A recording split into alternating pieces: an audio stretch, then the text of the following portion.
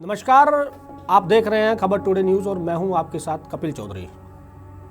आज हादसों की हकीकत जो ये प्रोग्राम हमारा जाता है, किसी टेक्निकल कारण की वजह से आज थोड़ा सा लेट हो गया, लेकिन जो क्राइम से जुड़ी हुई इंटरेस्टिंग और रोचक जो जानकारियां हैं वो लगातार हम आप तक पहुंचाने का काम करते हैं। कोशिश करते हैं कि आप लोगों तक ये कहानियां हम बिल्कुल समय से पहुंचा दें। आज थोड़ा सा टेक्निकल प्रॉब्लम की वजह से, टेक्निकल दिक्कत की वजह से मुझे ऑफिस आने में थोड़ी सी देरी हो गई और इसीलिए जो हमारा ये प्रोग्राम है ये थोड़ा सा लेट हो गया। लेकिन आज हम आपको एक ऐसी कहानी के बारे में बताने जा रहे हैं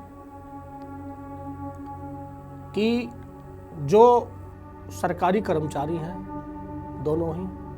दोनों ही पुलिस विभाग में कार्यरत हैं। दिल्ली पुलिस विभाग की बात कर रहा हूँ। दोनों ही दिल्ली पुलिस विभाग में कार्यरत हैं और सब इंस्पेक्टर के पद पर तैनात हैं। किस तरह से प्यार में आगे बढ़ते हैं और किस तरह से दोनों ही अपनी जिंदगी को खत्म कर लेते हैं। आज की जो हमारी कहानी है इसी पर आधारित है कि दोनों किस तरह से आगे बढ़ते हैं, दोनों में प्यार होता है और फिर दोनों की ही जिंदगी खत्म हो जाती है। यानी दोनों ही इस दुनिया में आज नहीं है हमारे बीच में। तो इस कहानी से आज हम आपको रूबरू कराएंगे। 7 फरवरी 2020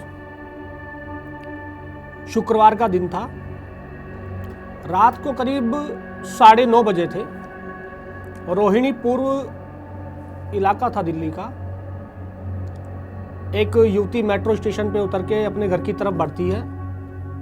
कुछ ही दूरी पे चलने पे एक पीछे से कोई एक व्यक्ति आता है और 3 गोलियां राउंड फायर होती हैं। 3 गोलियां चलती हैं बैक टू बैक। एक उस युवती के सर में गोली लगती है, दूसरी गोली थोड़ी सी पास खड़ी हुई कार के शीशे में लग जाती है।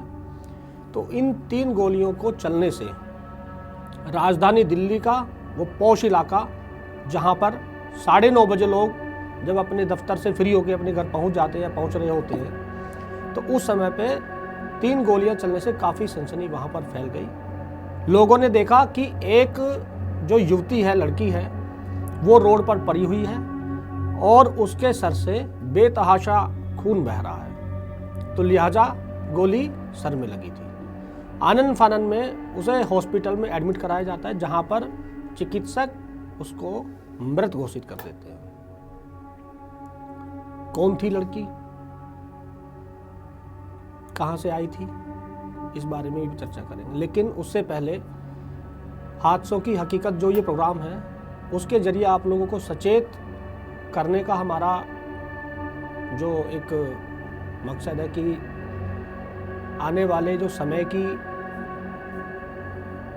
मांग है, या कह दें कि जो आने वाला समय है, उस टाइम को अगर पहले ही भांप लिया जाए तो इस तरह के हादसों से हम लोग अपने आप को बचा सकते हैं।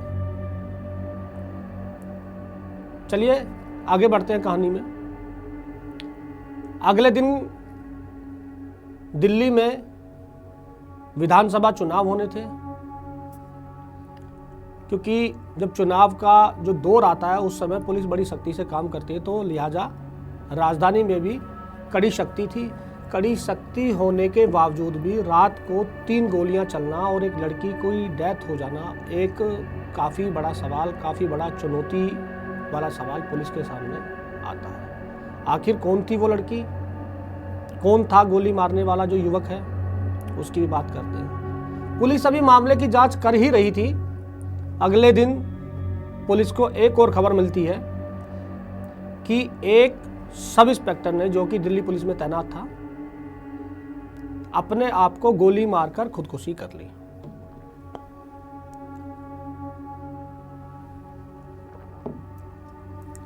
दिल्ली से करीब 54 किलोमीटर की दूरी पर सोनीपत के पास में गन्नौर जगह पड़ती है वहाँ पर जो बड़ा इंडस्ट्रियल एरिया है हरियाणा का, हरियाणा लगता है वहाँ पर स्टेट, वहाँ पर एक जो युवक था उसकी जो डेड बॉडी है सेंट्रो कार में पुलिस को मिलती है रात को 1 बजे के समय।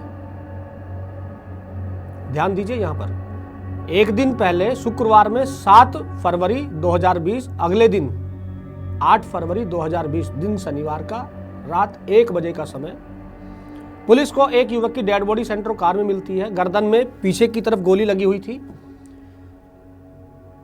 जब हरियाणा पुलिस आकर देखती है कि क्या हुआ होगा वहाँ पर, कि ऐसा तो नहीं है कि किसी ने गोली मार दी है, तो पता चलता है, जो सबसे पहले देख के अंदाज़ा लगाया जा सकता है, जो एक्सपर्ट होते हैं वो अंदाज़ा लगा लेते हैं कि युवक ने खुदकुशी की है। प्रथम दृष्टया देखने पर पुलिस को लगा कि युवक ने खुदकुशी की है।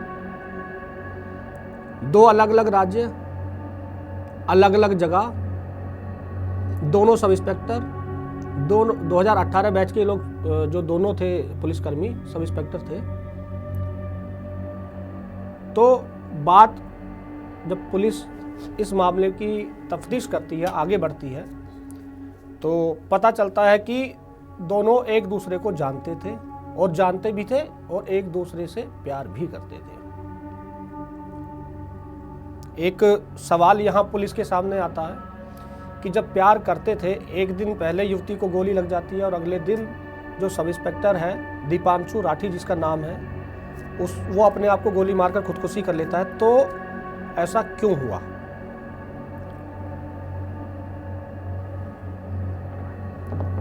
पुलिस के सामने बड़ा सवाल था कि कहीं ऐसा तो नहीं है कोई इसमें थर्ड कैरेक्टर भी हो जिसकी वजह से यह हादसा हुआ है।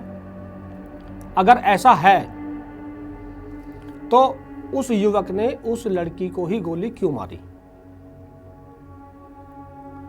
तो ये तमाम तरह के जो सवाल हैं वो पुलिस सोच रही थी, तफ्तीश कर रही थी, क्योंकि जब दिल्ली पुलिस ने तफ्तीश की तो पता चला, जो वहाँ सीसीटीवी फुटेज लगे हुए थे उनके आधार पर पता चला कि गोली जो मारने वाला जो युवक है वो दिल्ली पुलिस में सब इंस्पेक्टर के पद पर कार्यरत है और दीपांशु राठी उसका नाम है, सोनीपत का मूल निवासी है।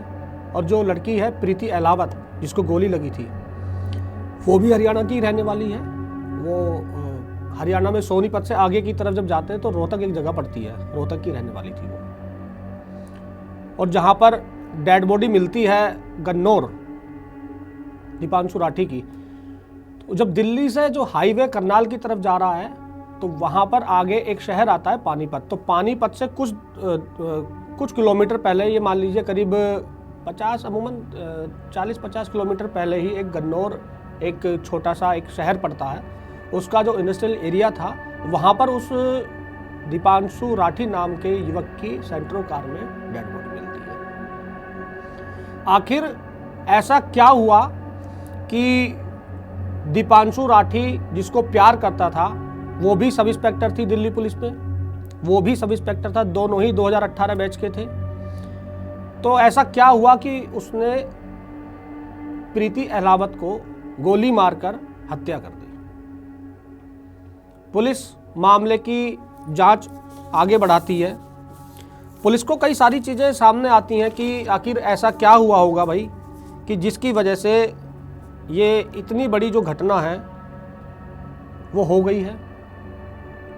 जो लड़की थी वो पड़पड़गंज इंडस्ट्रियल एरिया में उसकी तैनाती थी, लड़का भी दिल्ली पुलिस में ही था, दोनों एक दूसरे से प्यार भी करते थे। इस मामले में जब पुलिस ने अपनी तफ्तीश आगे की, जब आगे जांच की मामले की, तो पता चला कि प्रीति अहलावत के जो माता पिता हैं वो इस रिश्ते से खुश नहीं थे। तो लिहाजा घर में बातचीत हुई होगी, प्रीति के घर में बातचीत हुई, माँ बाप ने समझाया कि बेटा अलग हो जाना चाहिए। तो इसी वजह से जो प्रीति अहलावत है वो दीपांशु राठी से दूरियां बना रही थी। ये बात दीपांशु राठी सहन नहीं कर पाए और जब ये बात सहन नहीं कर पाए तो उन्होंने एक सनसनीखेज जो वारदात है उसको अंजाम दिया। उसके बाद में खुद को भी गोली मारकर खुदकुशी कर ली। यानी दोनों के जीवन का अंत हो गया। और जो ये लव स्टोरी है जिसके बारे में मैं आपको बता रहा हूं, इस लव स्टोरी का भी यहां पर अंत हो गया। तो आप इस बात से अंदाजा लगा सकते हैं कि पुलिसकर्मी जो अपराधियों को पकड़ने का काम करते हैं, अपराधियों पर नकेल कसने का काम करते हैं, और जो इस तरह की वारदात होती हैं उनकी इन्वेस्टिगेशन भी करते हैं, और उनको ये भी पता होता है कि किस तरह से क्या मामला हुआ है, इन्वेस्टिगेशन होती है, सारी चीज़ें होती हैं। तो उनको कहीं ना कहीं इस बात का अंदाज़ा जरूर होता है कि जो तुम करने जा रहे हो उसका अंजाम क्या होगा।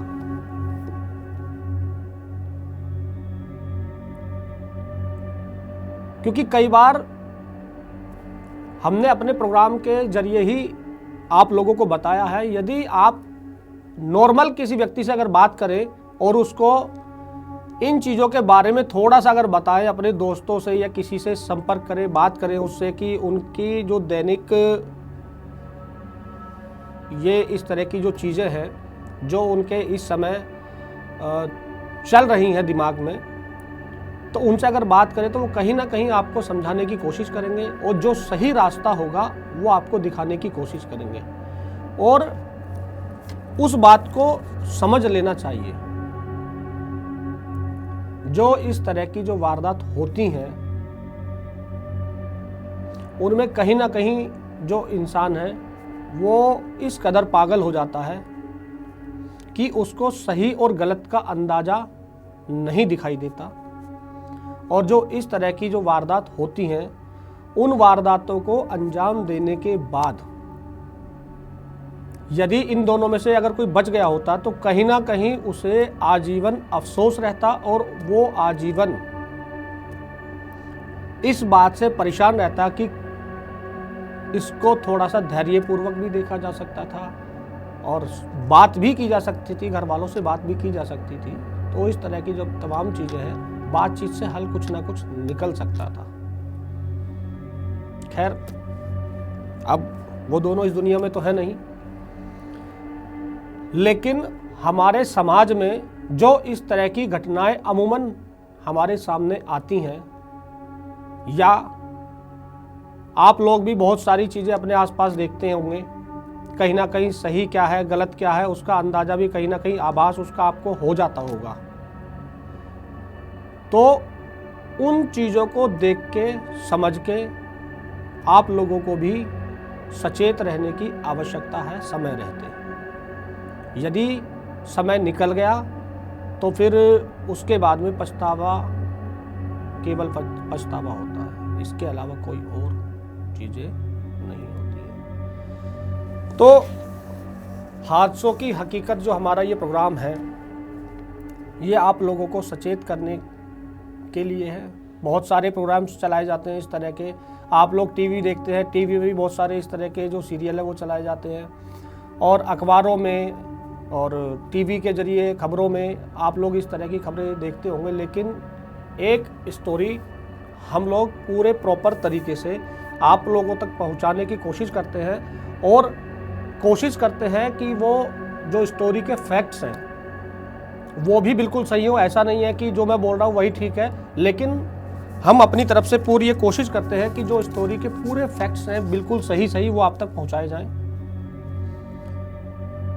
और यदि हमारे इस प्रोग्राम में आप लोगों को कुछ कमी दिखाई देती है तो उसको भी आप बता सकते हैं, उसको भी दूर करने की हम लोग कोशिश करेंगे। और यदि आप चाहते हैं कि किसी और तरह के प्रोग्राम्स भी हम आपको दिखाएं या उनकी कहानियाँ भी आपको बताएं, तो उन पर भी हमारी टीम लगातार काम कर रही है। और भी चीज़ें आपको हम आने वाले समय में अपने इस प्रोग्राम के जरिए, हादसों की हकीकत के जरिए हम आपको बताएंगे। लेकिन आप लोग अपने घर में, अपने परिवार में खुश रहें, सचेत रहें। अगर कोई इस तरह की चीज़ें आपके दोस्तों के साथ या आपके रिश्तेदारों के साथ में या किसी ऐसे पर्सन के साथ में जिसको आप जानते हैं इस तरह की चीज़ें उसके साथ में होती हैं या परेशान दिखाई देता है, तो कहीं ना कहीं आप उसे समझाने का प्रयास करेंगे, जिसकी वजह से जो हमारे समाज में इस तरह की घटनाएं हो सकती हैं उन पर कहीं ना कहीं थोड़ी बहुत रोक लगाने में हम लोग सफल हो सके। नमस्कार।